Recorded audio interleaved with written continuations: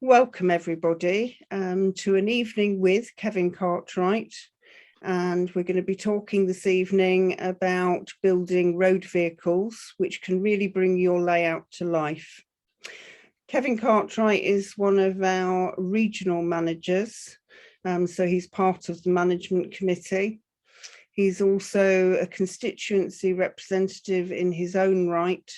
So you will see him and Judy at a lot of model railway shows, lots of multi-gauge model railway shows promoting the Guild.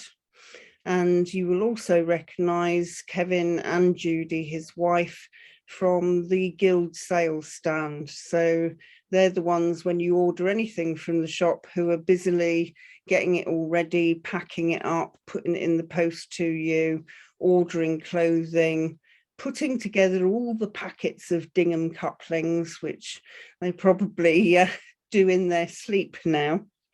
But Kevin also gets asked to do a lot of demonstrations about model railway vehicles, very commonly seen at York Show with a huge display.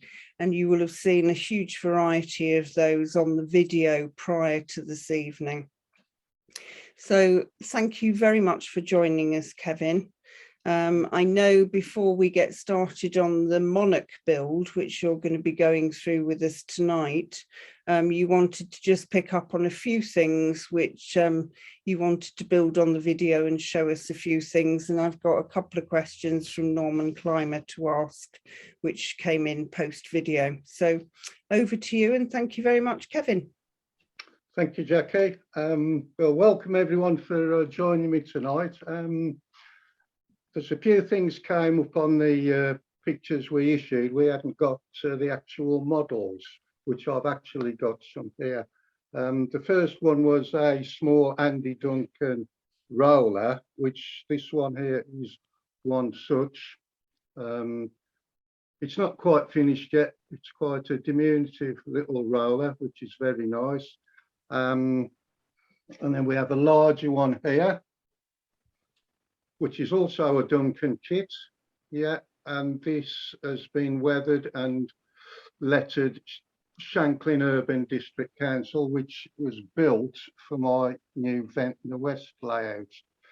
Also, there was a picture of a model kit box for this Charabang, which is a S&D or DNS, I can never remember which is a very nice model, enhanced with Edwardian figures from Phil Morris's PLM range, which has absolutely made this model.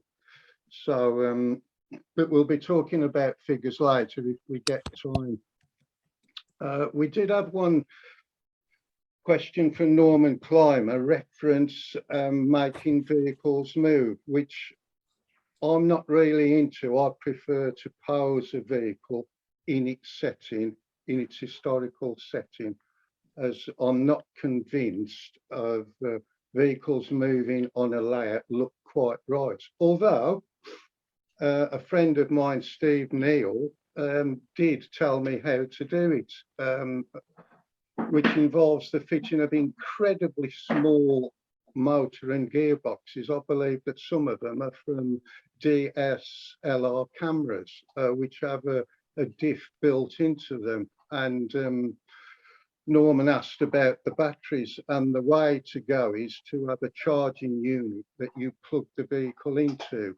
And so that will charge the receiver batteries, because we're talking about radio control here, and a small transmitter, which is fine if that's what you're into. But for me, I just don't think the inertia is quite right on these smaller vehicles. There is a layout, I forget the name of it. It looks like a film set with all the big lights. It's called World's End, or the end of the line. And they've got articulated lorries, and they reverse, and the 3-point turns, even the brake lights work.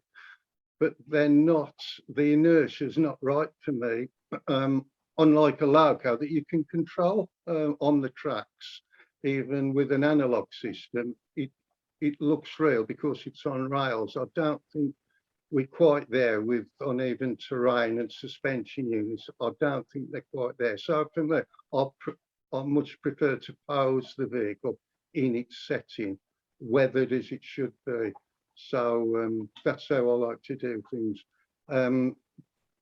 After this little talk, we're going to talk about the build of this Monarch vehicle, which has taken quite a few hours to produce to this standard.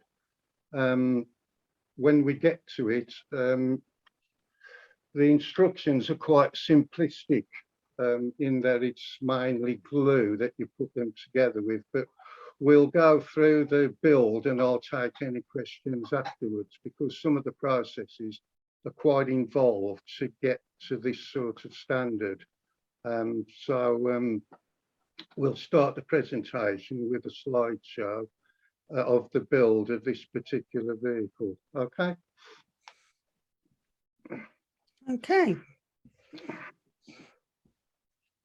So here we are then. These are just the basic instructions that you get with the kit, which are, as I say, pretty basic and straightforward. There's a resin cab, a white metal chassis, some etched window frames, front grills, so on and so forth. Next slide, Jackie, thank you. That's what you get in the box, the etched, the resin cab, the resin flatbed. Now, with a lot of these resin kits, whether they're rolling stock or road vehicles, the resin parts are sometimes warped, as indeed they were for this particular model. The way of getting round this, and is to put the part in boiling hot water. And believe me, the part will feel like a piece of jelly. It will just bend anywhere. So the trick is to get, once the part has been in the boiling water for about 30 seconds, to remove the part from the boiling water, put it on a flat surface with a heavy weight on it, and this will flatten or make true this particular part. If you try to straighten it by twisting it, or you use warm water, you will crack the part. Next slide, please, Jackie. It's essential to wash all the resin parts in soapy, warm soapy water, because if you don't, when you come to gluing the parts either to white metal or resin to resin, they won't stick because they have this waxy substance on, which creates a barrier. So you must make sure these parts are clean before you proceed any further, and let them dry thoroughly, or even dry them with the wipes, air dry, if you're in a rush. Next slide, Jackie. Okay then, so these are the, this is the most tricky part of the build of this kit, and that is cutting the glazing for the front windscreen. Now what I'm cutting around there is the etched window frames, which is a good aid. You'll see I've taped it to the glazing material to make sure you get an absolutely perfect fit and you don't see the edge of the glazing under the frame. You must be very careful with this, as if you slip, you'll distort the window frame and then it's scrap. So you must be careful doing this. Next slide, Jackie. I've got two slides now. I think those are, I can only see parts of it, Jackie. I think those are some of the etched parts of that. Oh, yeah, those are the window frames. As you can see, I've done one window frame. I've still left the tape on. The glue that I use is glue and glaze. It's white when you put it on, but it dries transparent. And if there's any glue around the edge of the window frame, you can just scrape it off with a sharp blade and it will come away, because it's like a rubbery solution. Next slide, Jackie, thank you. Then we're almost there. Look, there's just the corner to cut off there. And then clean it all up. When the glue's dry, you can then remove the tape and you should have a perfectly glazed window frame ready for fitting after the model's painted. Next slide, Jackie. These are what comes in the kit. The two central parts are the grille for the lorry. You've got a choice of number plates. To the left-hand side, there's a little windscreen wiper, and the other part is forms the towing shackles that go behind the radiator. These are primed, which we'll come to painting later on. Next slide, Jackie. So this is a test fit of the etched parts and the white metal parts, namely the grille, the headboard, which is optional, and the headlights. The headlights are in fact white metal. They're not glued yet. Next slide, Jackie. So here we've got the white metal chassis. There are various things missing in this kit or not all there. They are namely the spare wheel carriers, which are just made up a bit of scrap brass. The propeller shaft, which is just a bit of brass tube, and two pins that you can pose. There's provision in the kit, you can pose the front wheels. However, the two pins should have been there, but they weren't. But as you can see, you can turn the front steering any way you wish. At this point, I would mention, a lot of people say, do you put flats on the white metal tyres? Well, that depends on what the vehicle is going to be for. You have to be very careful putting flats on the bottom of white metal wheels. If you take too much off, the model will not sit squarely and you'll get a wonky model. And then if you try and twist the chassis, it just won't work. So if you are going to put a flat on, be very careful. But of course, the thing you can never do if you do that is simulate the bulge in the tyre to simulate the weight. I mean, it may be that the vehicle may be being set into a muddy field or an approach to a field. So it depends on what you're doing, or as in this case, what the customer wants. The resin parts in this instance, I use thick super glue. I would stress you need to use new super glue. If you don't, they just will not stick.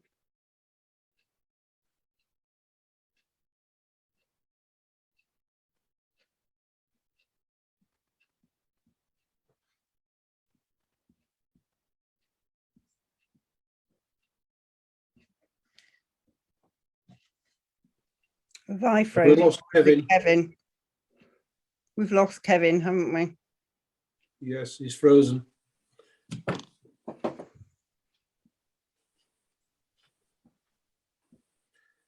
I'll try ringing him. Thanks, Tony. I was just going to look up his number, but you've probably got it to hand, have you? No, I'm going to look it up right now. Okay, I've got it right here.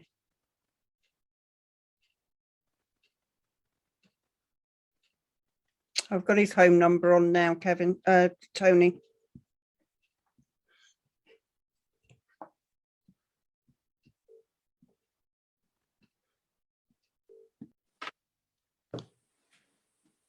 Sorry about this. It's technical problems as ever that's besetting us.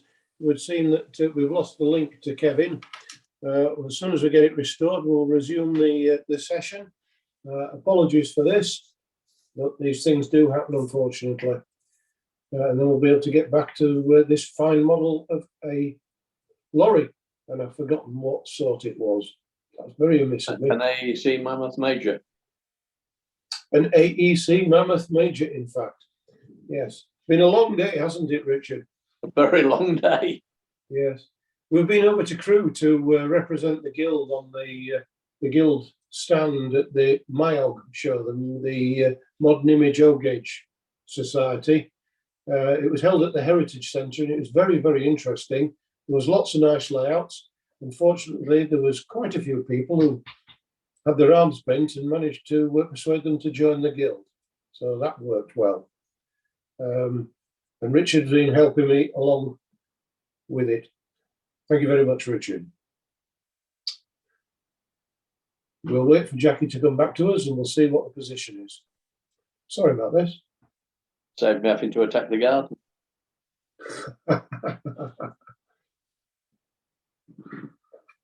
The internet, it's a nuisance, isn't it, sometimes?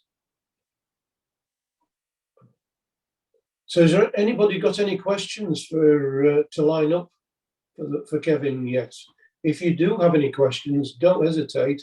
Use the chat and we can read them out to Kevin at an appropriate time when we get back in touch with him, that is. And obviously, I'm sure there's lots of questions.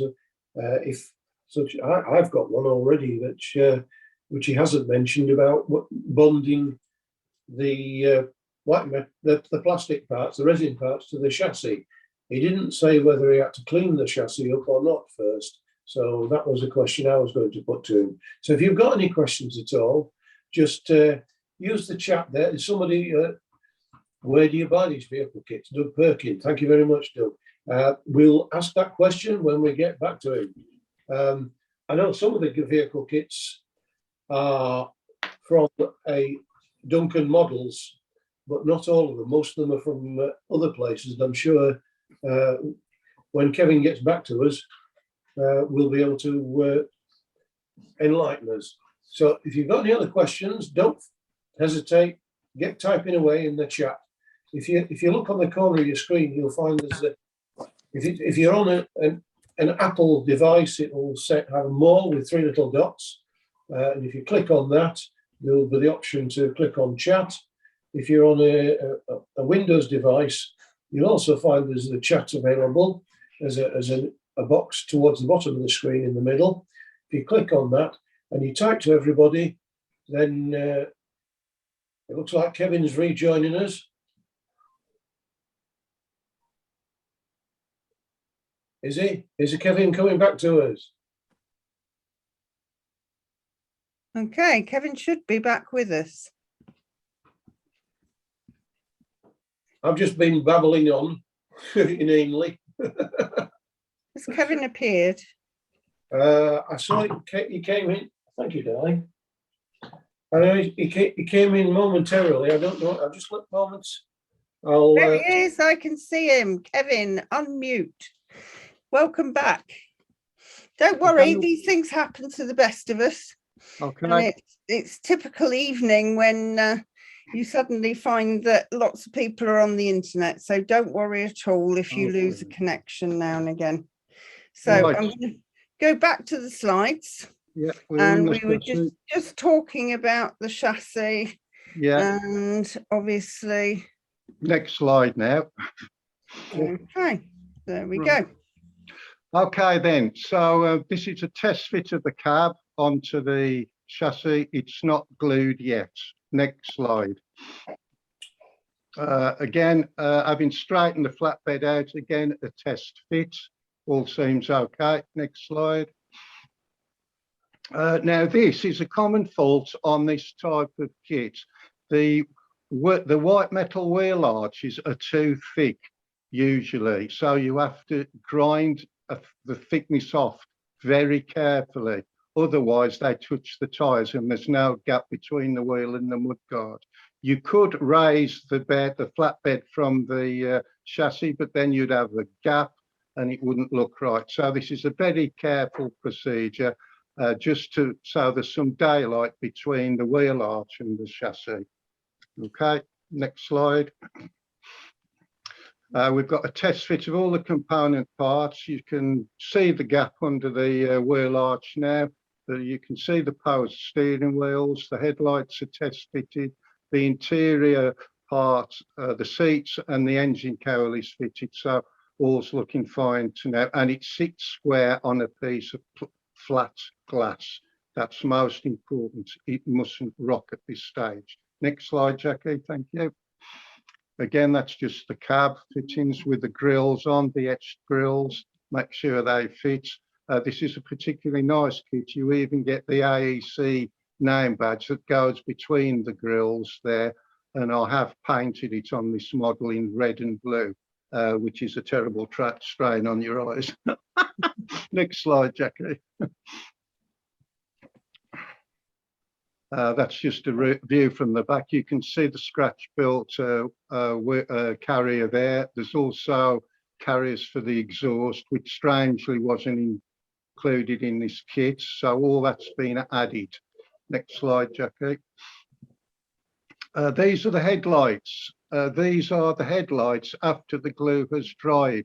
There's another shot of this with what looks like white gunk in, but this white gunk there dries clear, so that's your headlight lenses. Okay, excellent. Next slide, Jackie. Painting, again, give everything a good wash and then just squirt it with a rattle can. This is just primer, needn't be anything special, but I do recommend 2 or 3 coats, otherwise the paint will run and you'll have to start again. Okay, next slide. But I'll make sure you don't gunge up the steering gear on the front axle. Next slide, Jackie. So there we have the vehicle in primer with the headlights painted and the flatbed painted. So this is the basis now to add the details to the model. I haven't used the very small tatty wing mirrors in the kit. I made my own out of a bit of wire and scrap metal. I did use the wiper blade, so you can just make out the name on the radiator grille, which I've painted black. I haven't yet put the diamond in between the 2 grills, but you'll see that on the finished model. Yeah, next slide, Jackie. Thank you. So this is the basic painted chassis, which is, we're going to do this in BRS, British Railway, British Road Services, which they were red. I have lots of reference books on this, too many books really. So that's the basic chassis, ready to take the bodywork. Next slide, Jackie. Again, the cabs, it's painted very basically. This has been done with a brush. You can spray it, but if you're adept with the brush, the real wagons at this period were actually brush painted, believe it or not. So this particular one was brush painted with Humbrol bright red and a gloss black for the mud guards. You can just see on that the grills are not yet fitted. There's the diamond in the middle, yeah, and the name on there, which is also a separate item. So they're all test fits. The painting around the radiator has got to be made good yet. It's a bit rough. That's because I didn't see, as good as these mouldings are, until they're painted, you can't always see how good or bad they are. So that will be corrected before we finally finish the model. Next slide, Jackie, please. Same again, flatbed, basic colours, ready to go. Next slide. Now this is the load. All this is these cheap little sponges glued together, okay, with PVA glue and covered with 2 pieces of tissue paper. Onto this is dropped a 50-50 mix of PVA glue and allowed to dry over 24 hours. And it will set hard. Okay, once it's hard, you can paint it again with PVA glue. Again, it'll set. Once it's set, you can then paint it. In this case, next slide, Jackie, it's painted. There it is on the back of the lorry. You'll notice it's got to be trimmed at the bottom. This is so that we can have this lorry, because it's going to go on a goods yard. We can have the lorry with a load on or a load off, so it'll be trimmed, so we can show the truck in both loaded and unloaded. Next slide, Jeffrey. So there's the load painted with Humbrol grass green in this instance. It's yet to be weathered, but it's really hard and really light, so it just looks like a green blob at the moment, but as we'll see later, it looks quite a picture. Okay, next slide. So there's all the main components, including the figures. These are just Slater's figures. If you want a driver in your cab, never fit the steering wheel where the instructions tell you to fit it, because they never fit the arms of the driver. So you can just make out the arms of the driver where I've broken them to fit round the steering wheel. You can't see the stem of the steering wheel once it's in the cab. And in this instance, we've got a driver's mate who's going to be talking to the chap on the gatehouse. So that part just sits on the cab plate at the front there.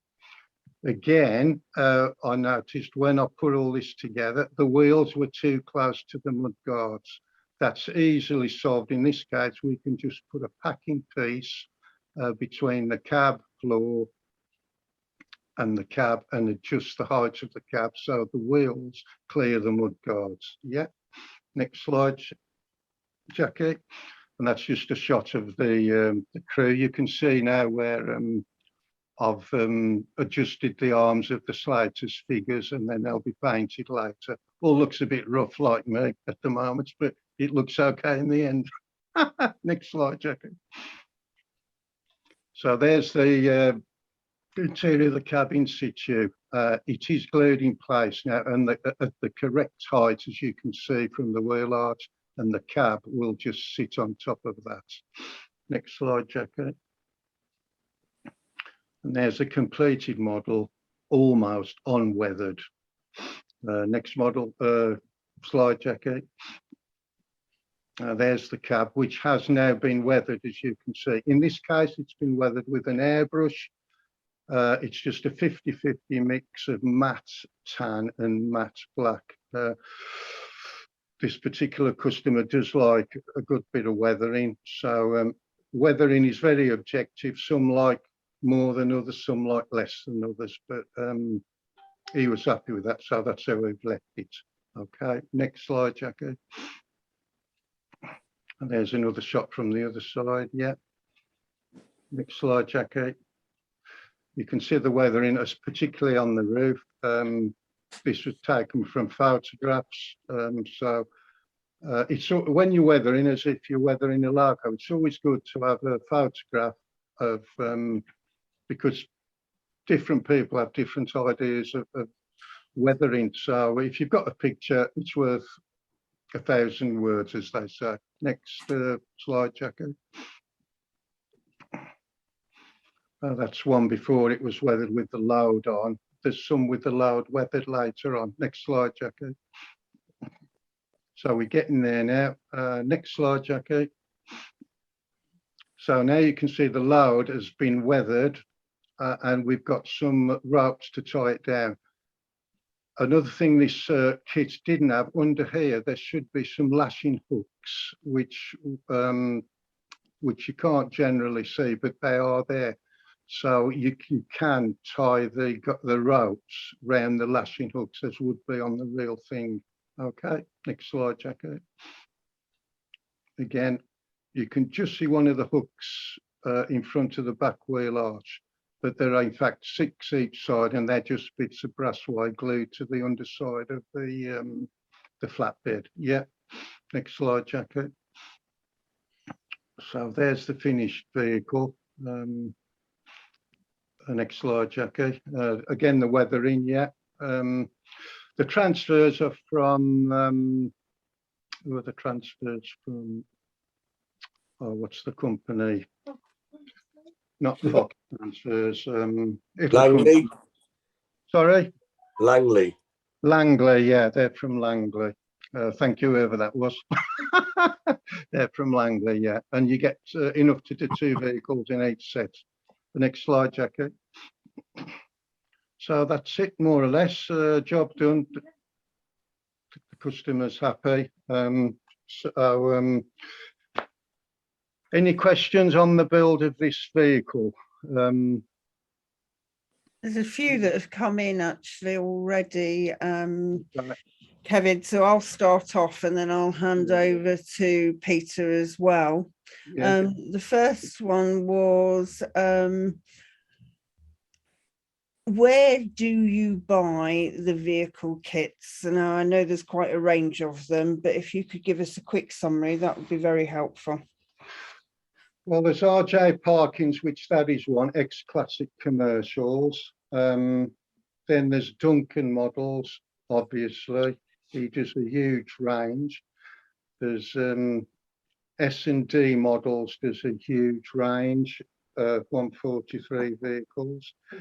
My fire engine models are from a company called Fire Brigade Models, which we'll talk about scale in a moment, a 148 scale, but having restored a few 12-inch to the foot vehicles in my time, I can tell you that all the scaling of some of these models is not accurate.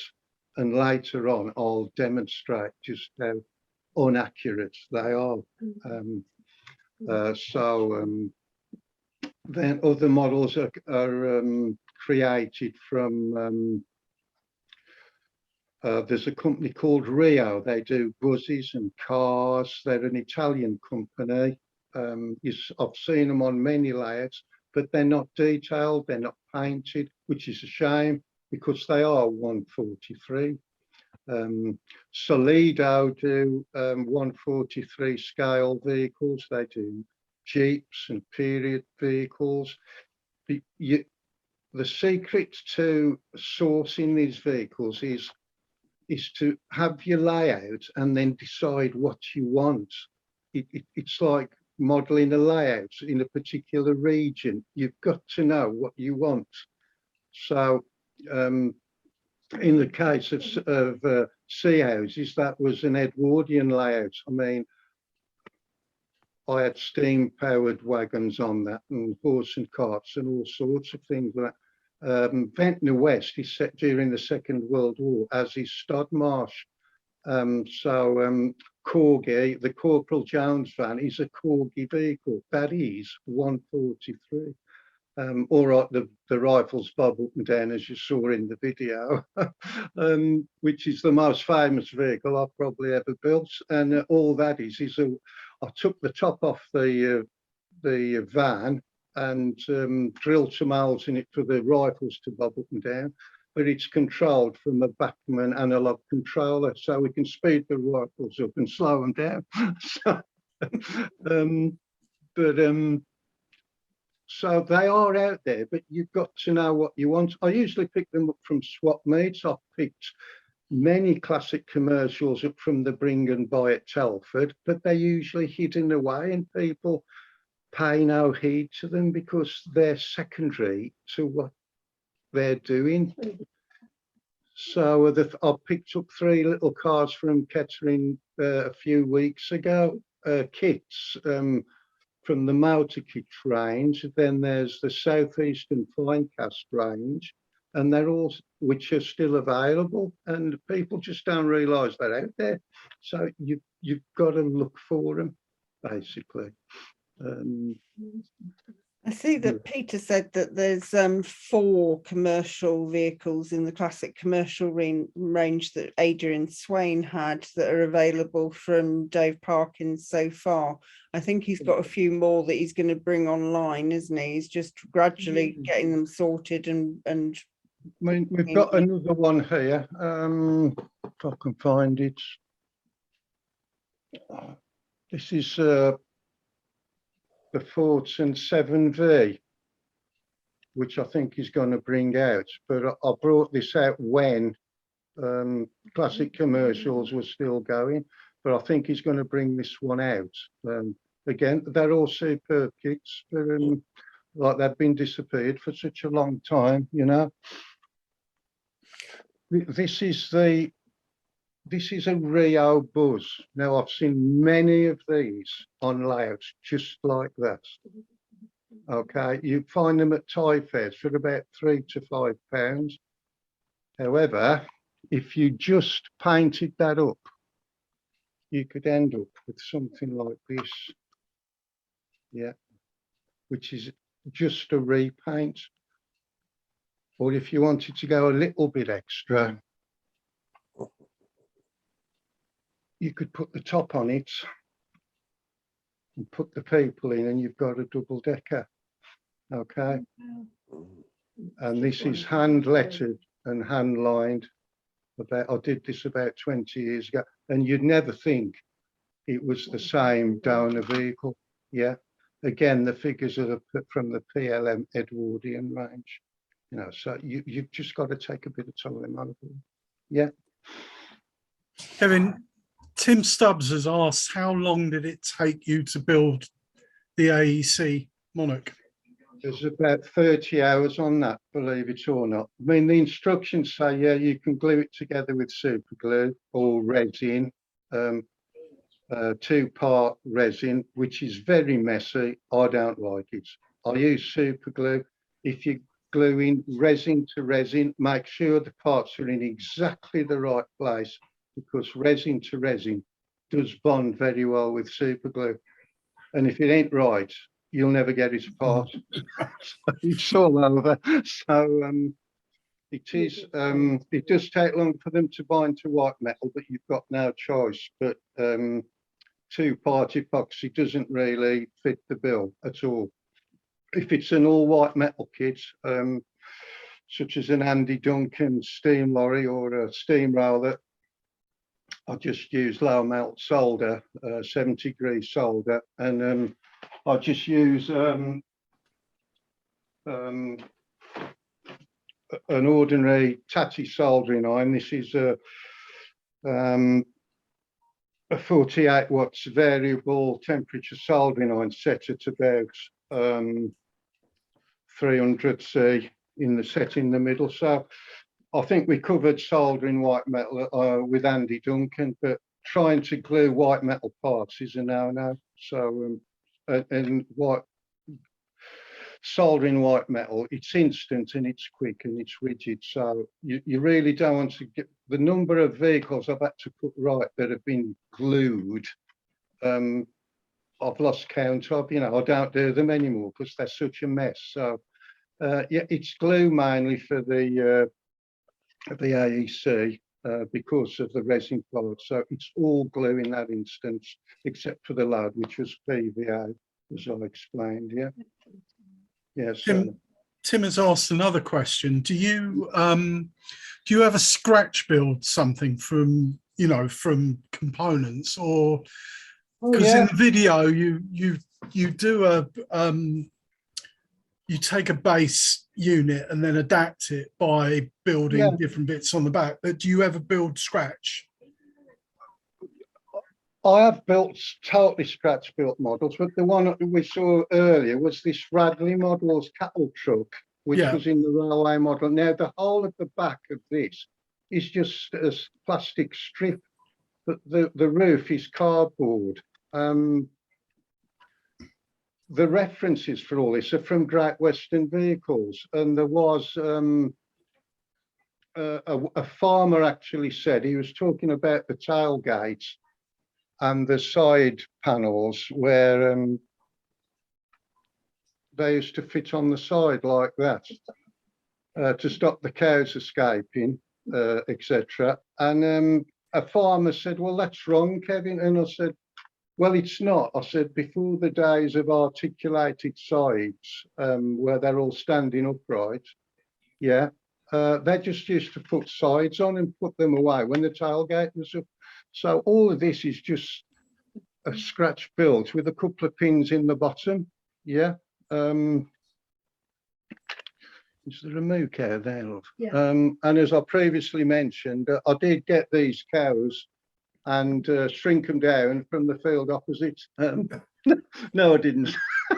They're PLM castaways as well. So, but again, the tarpaulin is again just tissue. This is all just brass wire. They're scratch built mirrors. I have flattened the tyres on this particular model, as you can see, but you must be careful when you're doing that. Okay. Have you, with regards to building stuff from scratch, can you get, is there a source of tyres? And because obviously you're going to need tyres, will probably be the thing. Yeah, you can get rubber tyres from Thai fairs. Traders do sell them in various different sizes, and if you want to make models move, you will need rubber tyres. Mine are just posed, so they're fine. So, but you can scratch build if you've got a drawing. I have scratch built in the past, but it's a long process. But really, I've not really found the need to do it because, as I say, it's out there. You've just got to look for it, really. 'Cause there's some, yeah. I mean, this. I'll just give you an instance. I mean, there's a bit of a story to this model. This is a 1941 K4 Austin turntable ladder. Right, now I built this 20 years ago. Oddly, 10 years after I'd built that model, I found the very same vehicle that kit was modelled on, and I restored it over a period of 5 years. And here it is finished, the real one. Yeah. Okay. And the number plate was exactly the same as the model, which was GXN 228. There were only 50 of them ever made. So, but you can get all sorts of models. I mean, these models here, for example, were purchased by a friend of mine off eBay. Now that's a 143 single decker bus. I'm not sure what make it is, but there weren't a lot of money, so there was that is available. Someone asked about a double decker bus, and there is a double decker bus, true 143 scale, and you can paint them what livery or colour you like. There's even an LB Bedford, which I'm currently building. The only problem I found with this is the wheels ain't quite big enough, but again, you could repaint it. But so you can find these things, but you've just got to look for them. So, for example, if you wanted one of these, if you looked, I'm sure you'd find one. You might even find one in 148 scale. The buses, I know about those buses because I managed to get Jeff for the SR7 mill. I managed to get a green London country bus, and what they were, they were hatchette. You know, the part works, they were hatchette, but they were only, for some bizarre reason, they were only available in Europe. They didn't release them here. So, so you can find them, like you say, because I got one at Wootton Bassett. Yeah, I mean, this particular fire engineer is a signature model. Now it's been repainted because so it looks fine. Whereas this one, that is true 143 scale. Now I don't know whether I can do this. Now this is a 148 scale Dennis. Now you just wouldn't know that one was a different scale. So there's a lot of rot talked about scale. I have seen even 150th scale vehicles used on a layout if they're used right in the distance.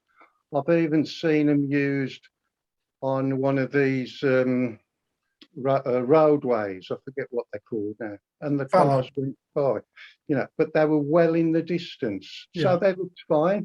So behind them was a row of shops, so you'd have to paint the row of shops in the same scale. Then in front of the vehicle was a wall, so you couldn't actually see the wheels rotating, and it just looked absolutely brilliant. So it's just how you apply all these techniques to road vehicles. I come at this from a totally different angle. I set the vehicle in its period setting. It's correctly weathered for where it is. It's no good weathering a model if it's sitting on the tarmac road on a nice sunny day. I mean, it just wouldn't be right. Whereas if it's on a farmyard or a goods yard, or it's been battered about, or it's a wartime layout or whatever, you just have to set the vehicle right and weather it correctly. You know, it's very subtle, road vehicles. I could show you another one here. This is another Rio model. Again, this is 143. I picked this up for, I think it was £3. Okay. So that's made into that. Okay, World War One supply truck, yeah. So you just wouldn't think it was the same thing. So again, I use photographs. I must have hundreds of books on road vehicles. The Regent, for example, you know, these are a few of the books I use. Yeah, British trucks, yeah. What else have we got? The colour scheme for the build was taken from that one there. It's a different truck, but that's the colour scheme, yeah. It's very similar, as you can see, okay. But a lot of these vehicles are photographed, they still exist, they're photographed at rallies, so they're in pristine condition. So you have to, if you want to use them on your layout, you've got to weather them a little bit, you know, to a lesser or greater extent, okay. So Doug Parkin has asked a question. If you have a metal model to repaint, what do you use to strip the original paint off? Well, I use nitromorse and a toothbrush. You can still get nitromorse. It's not as strong as it used to be, but you can strip it. You know, I've stripped. Sadly, I've stripped locos with it, and they've been glued together, and they've fallen apart. But yeah, so I do use nitromorse. Again, once the model's stripped, you do have to thoroughly wash it and then just use a rattle can to prime it. Yeah. Or you could use a primer filler, because invariably sometimes you do put small scratches in, so you can use a filler primer and then lightly wet and dry it down till you've got a smooth surface, and then you test coat it again with the primer to take the top coat. Incidentally, that the AEC was lacquered before it was weathered, and that seals in all the lettering and the transfers. Yeah. Yeah. There's a question as well from Doug earlier about the transfers. Were the transfers all included, Kevin? No. It's a very basic kit. The slide showed. I've got one here. I mean, that is it. There's no transfers. There's no exhaust. There's no clips. There's just the resin parts. And that's it. There's whether you can see that, the window edges and the number plate. Yeah. So whilst the instructions they're very basic, but to end up with a model like that, you've got to spend a bit of time on it, as we've said, you know. And it may be that some of the parts are warped, and there may be a lot of flash on the cab. So you need to have a good look at it, because take your time with it.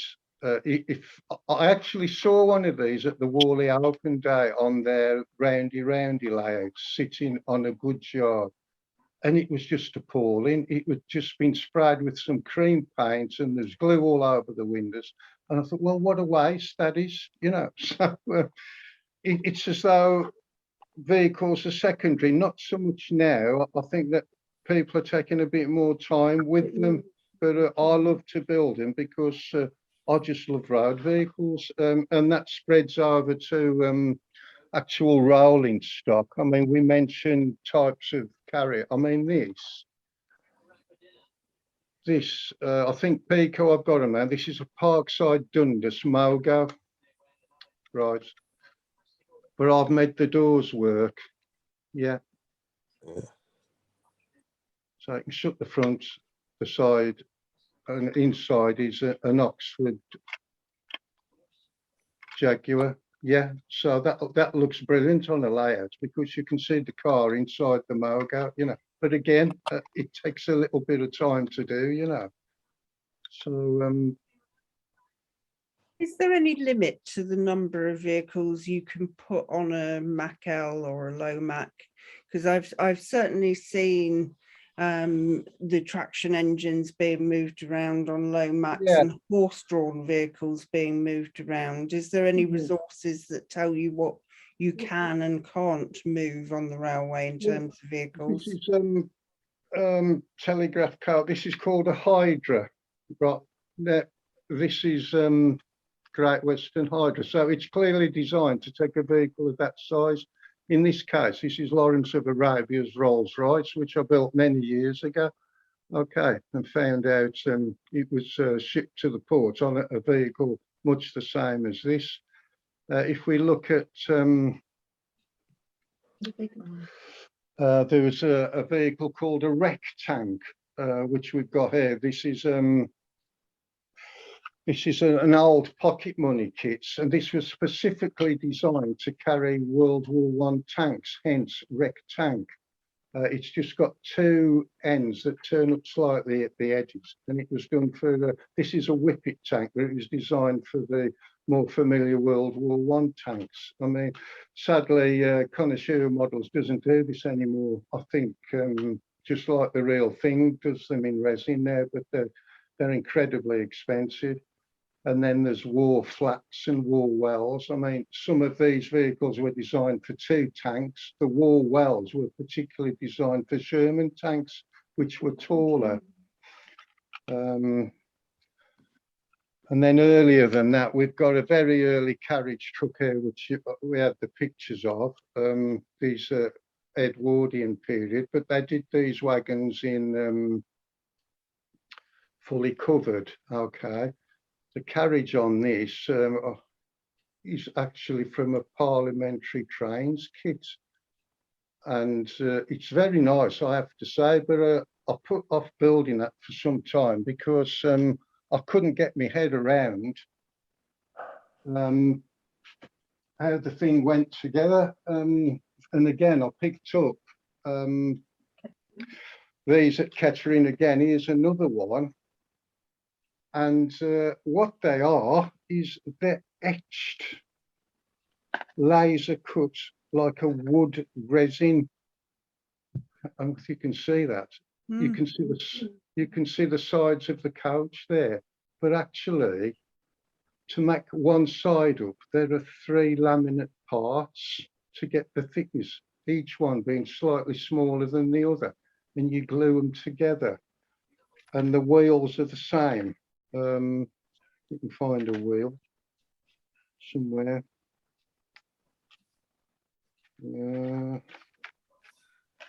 So you can see the wheel rims on there. Yeah. Again, it's a very long process to put them together, but they do make up very well once you've got your head around how they go together. So again, it's a very time-consuming process, and they do make it into absolutely cracking models. And they're not too expensive. In fact, I bought those for £4 each from Kettering. So, you know, you can pick these things up very cheaply. Another model, S&D models do. They do Scammell, 3-wheel Scammell trucks. Now, this is an old Slater's container. Yeah, but I've made the doors work. Yeah, so you can put it on the back of the container, or indeed on the back of the vehicle. You know, so, but Dapple have just bought, reintroduced this. So you could chop the back out and make the doors work and fit it on the back. But it's just spending a little bit of time on it. So my intention one day is to do a Great Western goods-yard, whether I will or not, I don't know. So, and then there's Andrew Jones, who's Luton Club, Luton No Gauge Group, has said that Dave Cosby's written an article on detailing a 143rd South Down coach in the MRC Bulletin. He can't remember if it was a kit or ready to run, but I think quite a few people are now producing information on detailing and how to adapt vehicles. Yeah, it seems likely to have taken off. I mean, my sort of interest in vehicles comes from it. My whole model railway journey was a mistake, really. I can paint pictures. I'm quite a good artist. I've probably sold 1,000 paintings. I do not possess a painting. And when, except one, which I painted for my wife, Jude. And then one day I got into model railways through a friend of mine. And so to me, a model railway is a 3D painting. Into it just happen to run trains. So my back scenes are all, I spend a lot of time on back scenes and little dioramas all around the layout. And people tend to look at these like they look at Jones's van, and then a train will appear. In fact, on Stodmarsh, I don't think they even notice the trains running up and down because they're looking at Jones's van all the time and having a laugh. And the Dad's Army figures, which again are PLM, you know, and they're just superb. But you know, painting figures, you can just sit there and paint figures, you know, and it's very rewarding and not too onerous, you know, and I like making them. You've got to like doing it, you know. I like all aspects of model railways, but I think my approach to the whole thing is slightly different to everyone else. I don't do vehicles just 143. I've done an N gauge layout Brixton Bay. I'm doing a double O gauge layout of Harley. You know, I just love it all, you know. So, you know, I'll pick a lot of this stuff up at Thai fairs, very cheap. And my wife says I've got the talent for seeing something, how it will be. You've got it in your mind's eye what it's going to be, and I think you need that. Otherwise, you'd go out and buy everything you see, and there'd be no point in doing that at all, really. Yeah, I'm just something else to show you. I mean, we talk about scale. Now, this, Jackie, I know, has bought one of these. This is an accurate armour, a K2 ambulance. Now, it's even got the engine in, and I've took the bonnet off, but again, I made the doors work and the step fold up and down. I don't know if you can see that. It's folded up there and folded down there. This sits on my new Ventnor West layout, along with some PLM figures, stretcher bearers and a nurse, which you've got to have. There's the patient and the army stretcher bearers. And I've got to put this on because Jude was a nurse. There she is. Looks a bit Florence Nightingale-ish, but you can get later ones. Other models are available. Just have that one, love. There was a picture earlier on of a Clayton, which was a steam lorry from Bassett Loke. Is the rigid version, which was built for Sea Houses layout many years ago. These are just superb kits, and I have picked up another one, the articulated version. But again, I've lined this out, not in accordance with the instructions, although the transfers did come with it. So that used to adorn my Sea Houses layout, which I believe is still on the circuit up north somewhere. What else? Days gone by kits or what about models. Yeah, I mean, this is, you can see that. I mean, it's absolutely gorgeous. I think that's, what's it called now? Days gone by or something like that, but they're still available. S&D models do market these. But again, all the transfers are in with that. So they're excellent. But as I say, you've got to know what you want, really, and it is out there.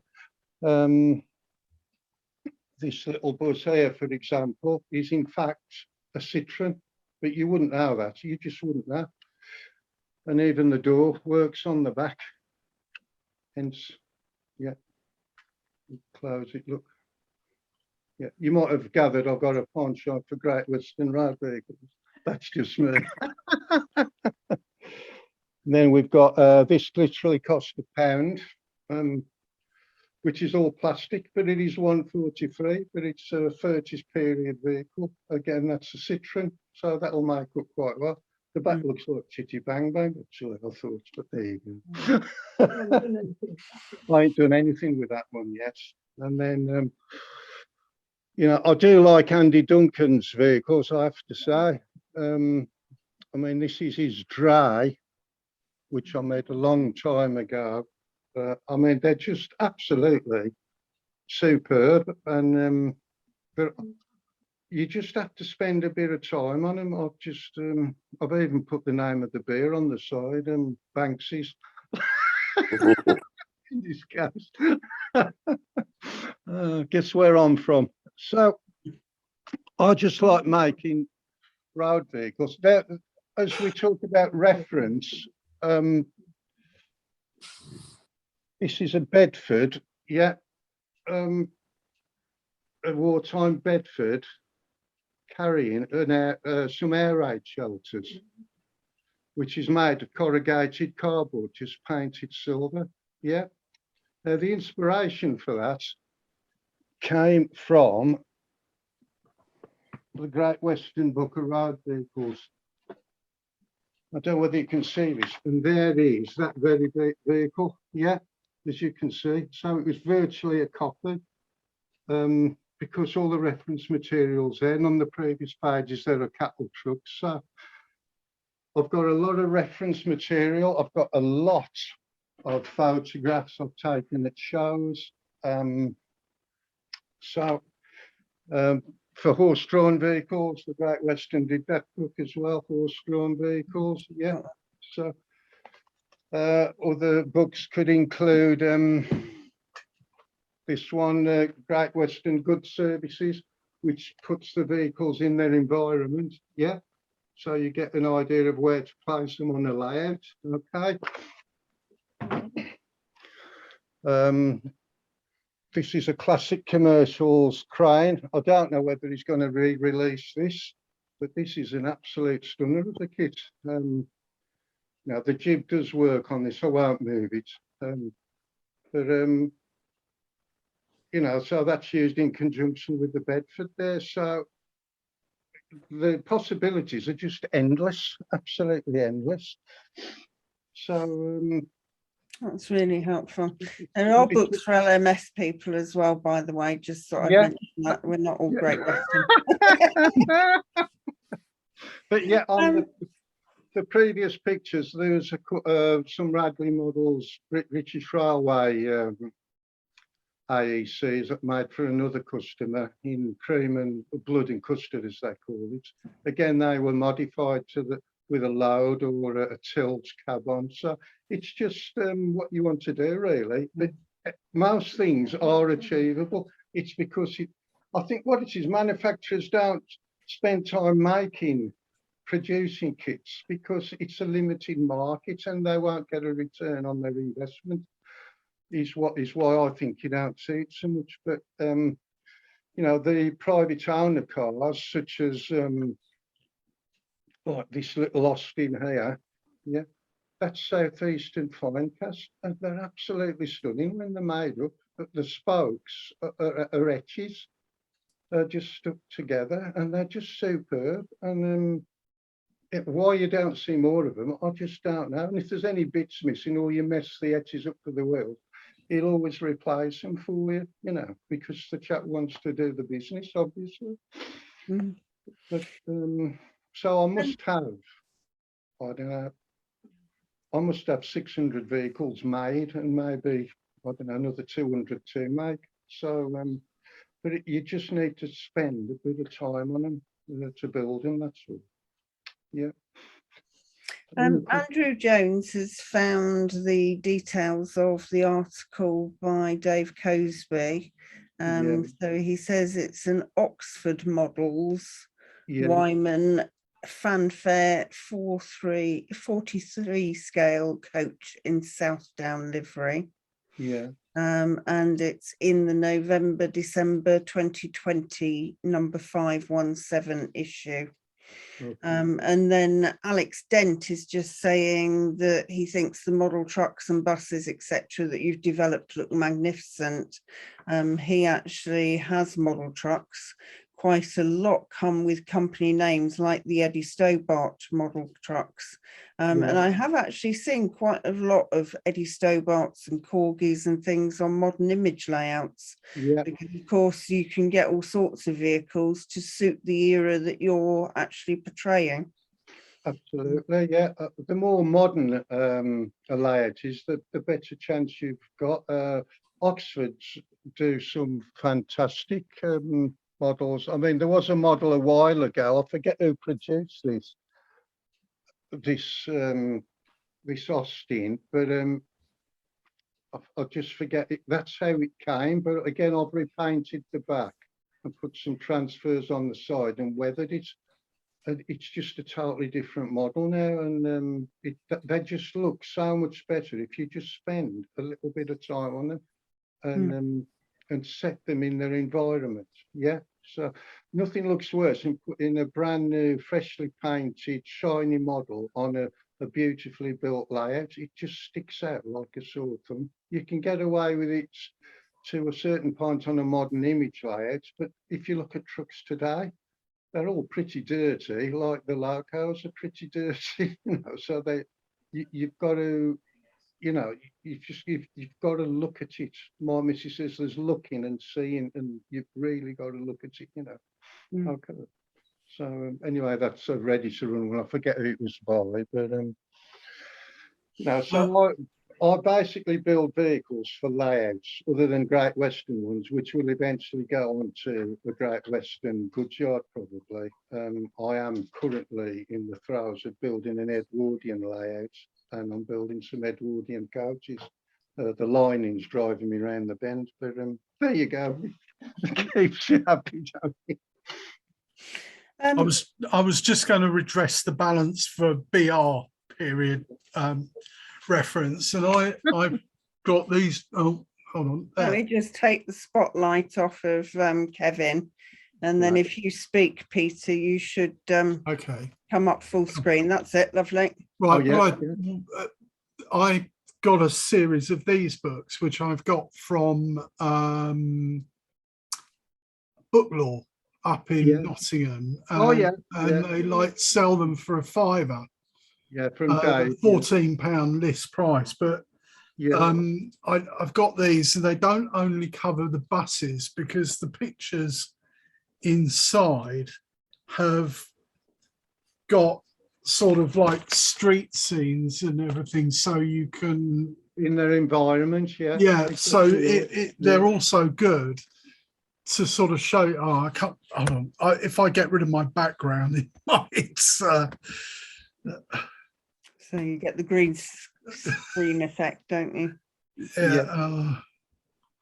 I think the LMS one is by Bob Essery, wasn't it? LMS Road Vehicles. I have actually got that jacket. Yeah, good for you. Good for you. Yeah. So have we.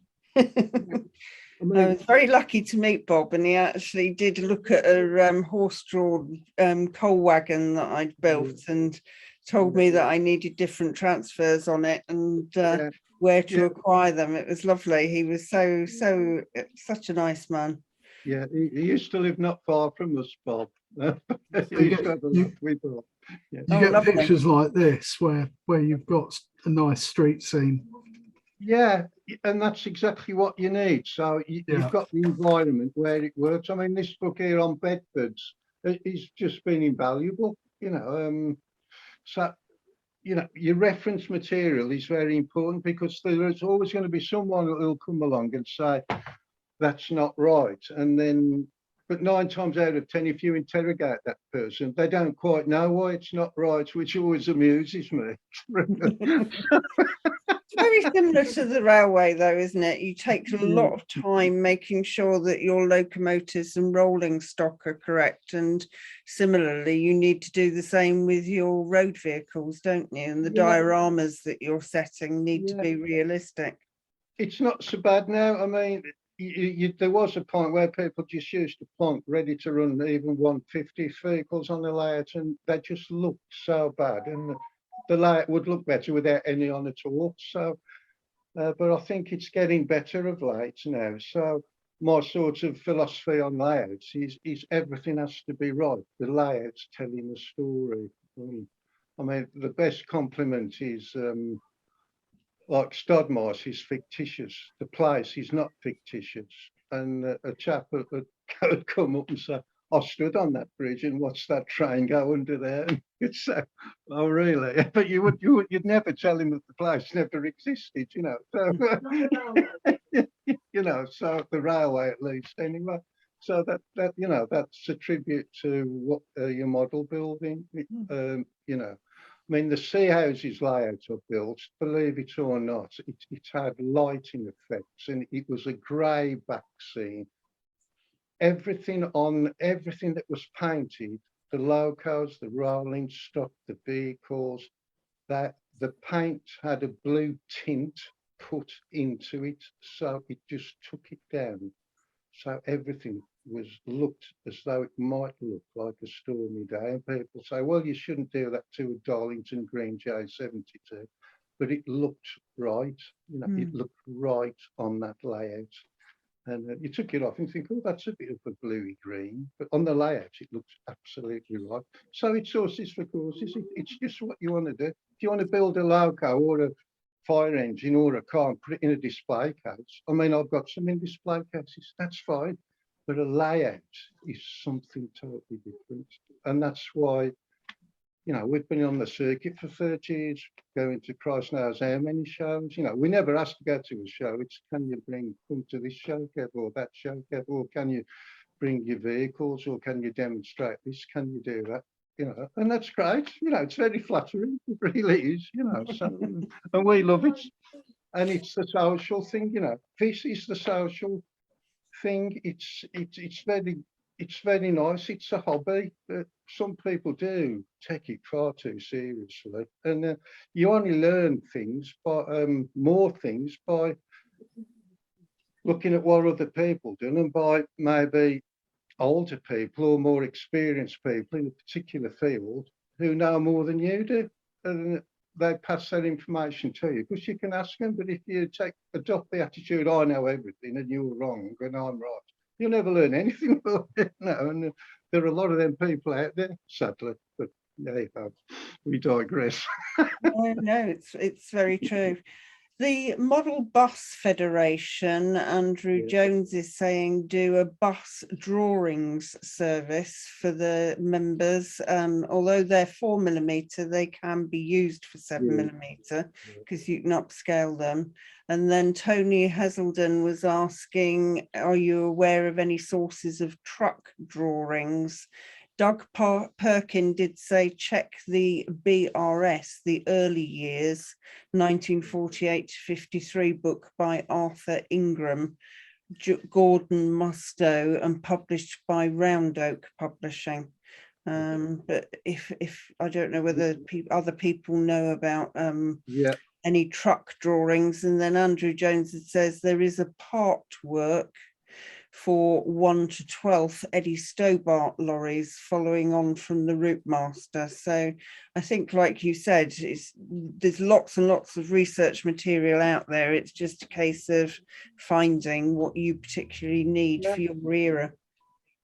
And it's easy now to find this information out online. You know, if you Google whatever, something will come up. I have got that particular book on BRS, and then there's a series of magazines called Treble 9 Emergency Vehicles. It's full of police cars and ambulances and all sorts of stuff. I mean, my library's hidden away, you know.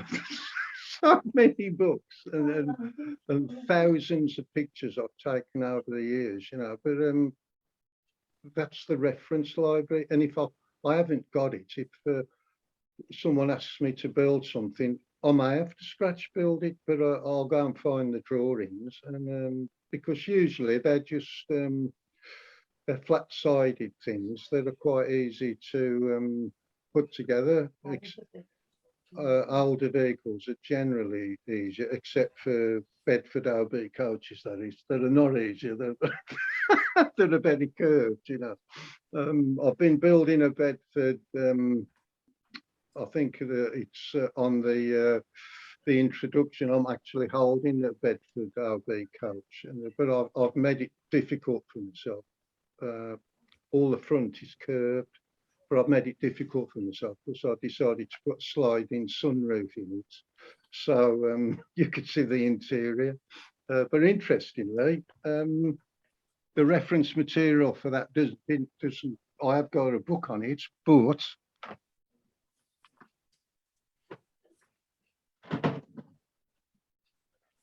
this model, which is a lot bigger, does have a sliding sunroof.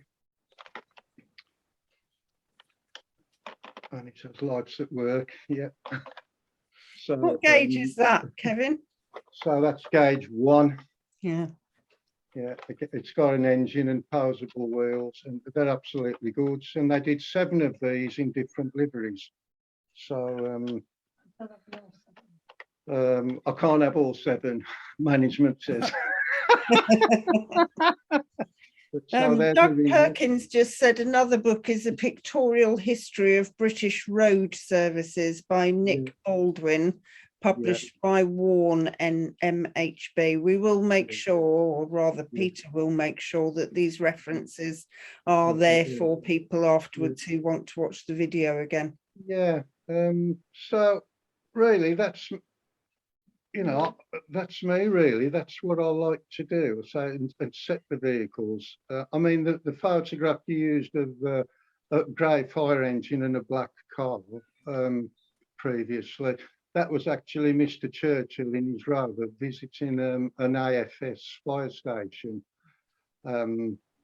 set before the Battle of Britain. For people that didn't know about, I'll just give you a quick potted history of the fire service. Grey fire engines appeared in wartime. This was because local authorities had their own fire services, but they all carried different equipment. And these fire engines were red, okay?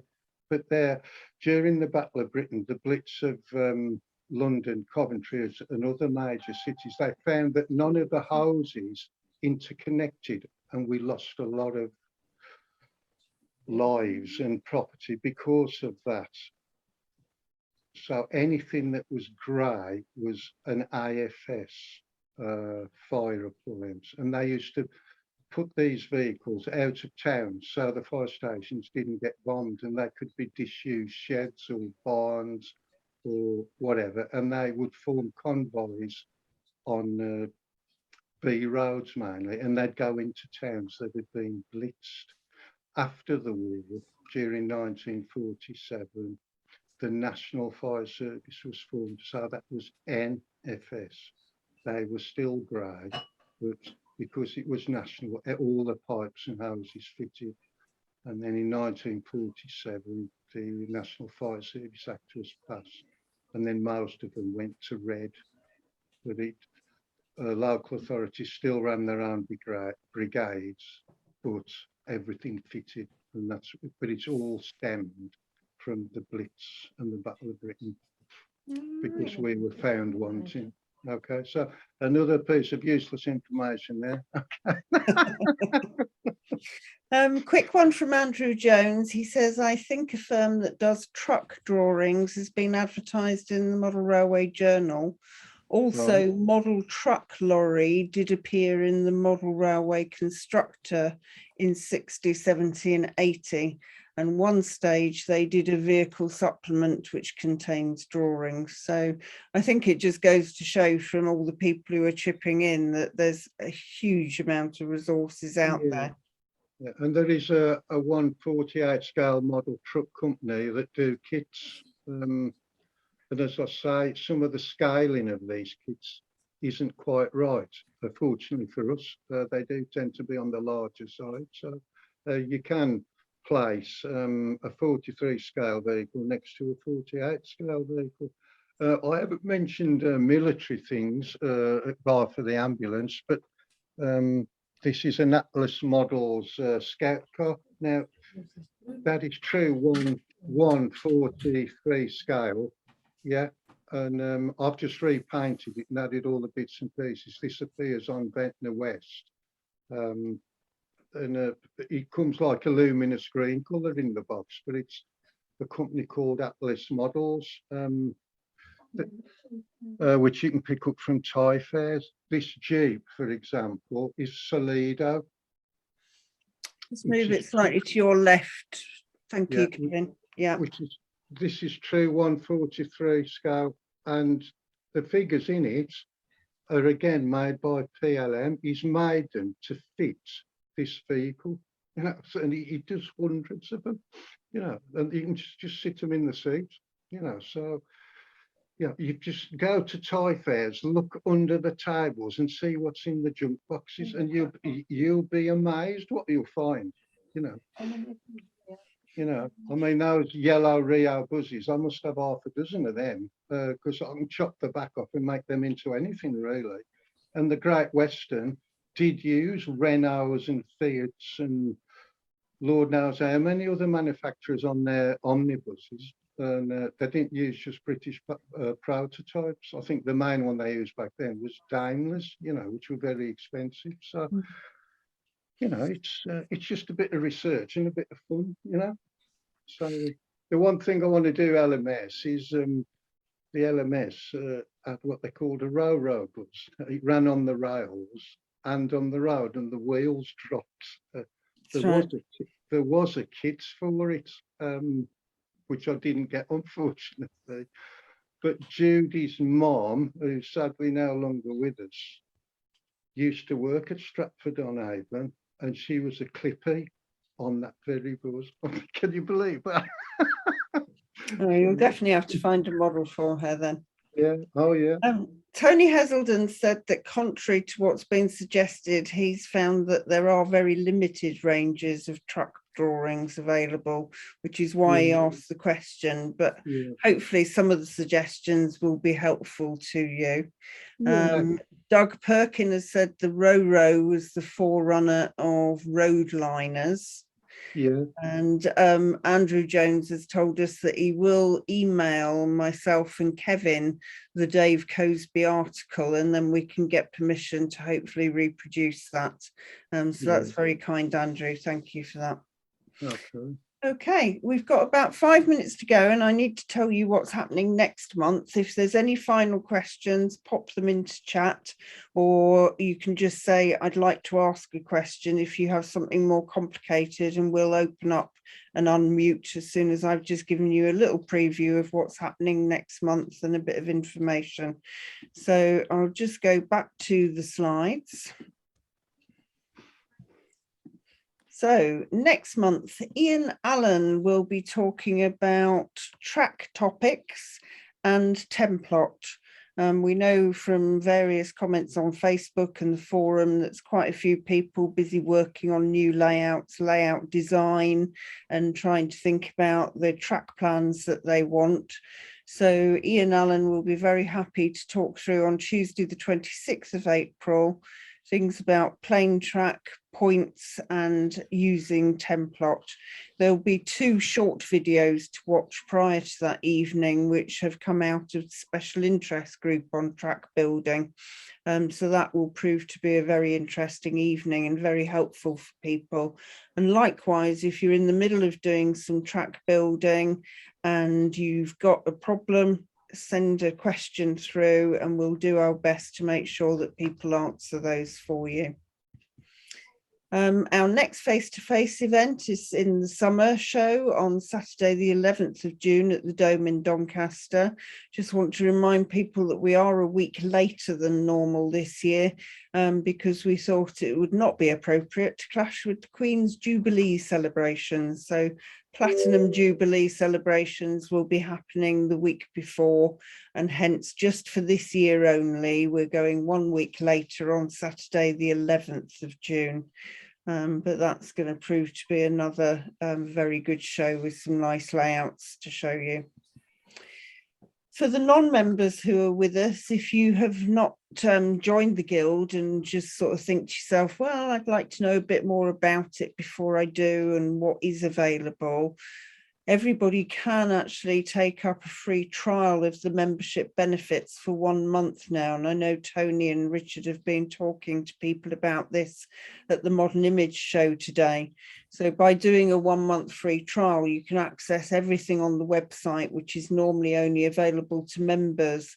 Have a look at the gazettes and guild news so you can see what our publications are like, get into the Gazette archives, look at the wiki, which is basically an O-Gauge modelling encyclopedia, the trader listings, the product directory, the YouTube channel, and obviously the forthcoming events and lots of modelling topics and videos to access. So if you know other people who may want to join but aren't sure and would like a taster session, then the trial is the ideal opportunity for people to try before you buy, as the poster says. And we do rolling membership now. So I'll just go back one slide. If you join now, it is for a full calendar year. I know there were a few complaints about the fact that if you joined in September, you had to still start again in March, and that we were charging people for a full year when they weren't getting a full calendar year. That has all been rectified. So if you join in April, your next subscription will be due the following April. So it's a great opportunity to be able to actually have a full year of subscription. If you join in November, you will not have to renew again until the following November. So that's very, very helpful to know that you get a full calendar year now. And it's very easy to join online. You go to the front page of the Guild website where it says About Us. There's a drop-down box that says Join Online, and then you fill out all of the details. And at the bottom there, you can select what membership class you want.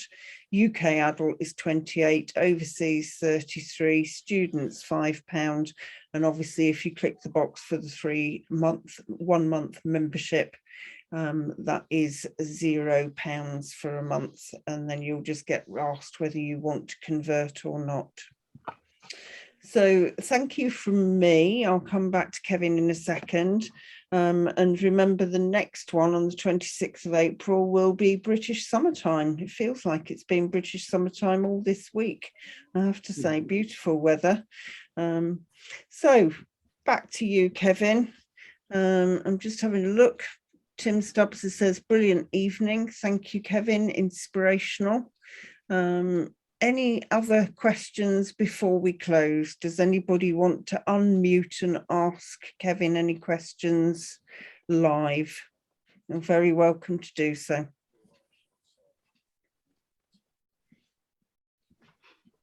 Stunned silence at the moment. Kevin, can I ask you a question? It's Tony Kell here. Yes, mate. When you're super gluing the parts, the resin parts onto the white metal chassis, do you have to clean the chassis with any particular brushes or abrasives to make the glue adhere? No, not really. Just a bit of fine wet and dry. Make sure you've got a shiny surface. Yeah. The resin, if you've washed it in soapy water, will be fine. You may need to clamp it, or you could use a super glue accelerator, but that could be messy. But usually, if it's a new tube of super glue, it'll bond instantly. Yeah. If you start using glue, I don't know why super glue goes off so quickly. It's beyond me. People have said, oh, you should put it in the fridge, which I have done, but it don't seem to make any difference to me. So I would say if it's a new kit, new bottle of medium super glue. Yeah. Do you have any particular variety or make of super glue that you prefer? Not really. A medium grade, or you could use a thicker grade. I would say squeeze your super glue out onto a surface and not straight onto the model, and then use a stick to spread the glue on. Otherwise, you could end up with a big glob of glue on your model that you don't want, and you'll never get it off. Okay. So now, just new super glue, Tony. Okay. And, Thank you, Kevin. sorry. Thank you. Okay. Okay, Tony. I tried, if you try this, don't know if you can see this, I'm not going to full screen, I don't know why not. It's called Power Bond. I don't know if you've heard of it. I use this on most of my modelling these days, not super glue, this is far better. Oh, what's Okay, the Power Bond? Okay. It's called the original Power Bond 806. I don't know if you can see that. Yeah, we've I got can see that. Just a bit further back, Doug, if you would, and then it'll come back into focus. Tag it. Yep, Power Yeah. Bond, the original Power Bond, extra long life. Excellent. And they also produce a remover for it as well, that goes alongside it. The lady that sells it, I can't remember her name, she always comes to the Manchester Model Railway shows, and because I'm one of the stewards there, and I always used to look after her because she was on her own all day, all for 2 days. So anything she needed, I would try and sort her out. But this is a really good product. I would recommend it. I've no connection to her, but this is recommended. Excellent, excellent. Thank you very much. Andrew Jones says if you put a bit of super glue on a small poly bag and it'll take a while to go off. So there is obviously something about how it reacts with different things, isn't there? Yeah, there is. Yeah. Yeah. I don't know what the chemistry is, but I've found that once you've opened a bottle of super glue and then you go back and use it again, it takes forever to go off unless you use an accelerator, and then the bond isn't so good. Why it is, I just don't know. But hey ho. You have to try some Power Bond then. Yeah, absolutely. Okay, well, thank you very much to everybody. We've just gone past. Alex has raised his hand, by the way. Say I again? actually I saw Alex did raise his hand and seemed to go question. Oh, right. Sorry. Thank you for spotting that, Ryan. Alex, you wanted to ask a question. I do apologise. Thanks for spotting that for me, Ryan. Yeah, he's my mate. He always helped me. And I got a few Stowbart trucks there, small ones that I had when I was a little lad. This is the tanker one. Yeah. The fridge ones. Yeah. The 2 box ones. Yeah. And also the tow truck as well. Oh, so, yeah. Excellent. Yeah, as of this year, they're by Corgi Toys, and I'm too old for Corgi Toys now, so it can be a good idea. I can just use things as a model area layout. So it's a very good idea to use. Yeah, absolutely. And that goes back to what Kevin was saying about buying things at toy fairs, because a lot of people like you, Alex, will have outgrown various road vehicles and they get put into toy fairs, and then we come along and think, oh, that would go lovely on a layout. So good idea. Yeah, precisely. Somebody who's that? This is Andrew again telling us that super glue was invented by NASA for the space race. And Peter Reynolds has given us a website for Power Bond Glue, www.powerbondglue.com. It is also available from eBay and Amazon, so that's really helpful. Excellent. Okay, Kevin, I'm going to close now and let everybody enjoy what's left of their Saturday evening. I can't thank you enough. It's been really, really interesting. I've seen you at a lot of shows demonstrating your vehicles. I know you've helped me with the diorama I want to do for my ambulance train by obviously putting me in touch with that ambulance kit and things. And we've been talking about vehicles for the Bowater paper railway that we're currently building. You're an amazing resource, huge range of vehicles, and thank you very, very much for sharing your time and all of your expertise. It's been very, very interesting. So thank you very, very much. Thank you to everybody for joining us. And hopefully we'll see quite a few of you next month for track topics and Templot. So Kevin, thank you very, very much. And I'll make sure I send you any feedback that we have. Okay, Jackie, thank you very much. I hope everyone picked up a little bit of knowledge and information from tonight's talk, but you can always contact me directly or through the guild if you've got a problem. Okay. Thank you very, very much. Okay. Thanks, Well, Ryan. Thank you, everybody. Thank you, Kevin. Thanks, Kevin. Okay. Thank you. Thank you. Absolutely brilliant. Thank you very much. Thank you very much. Yes. Bye-bye.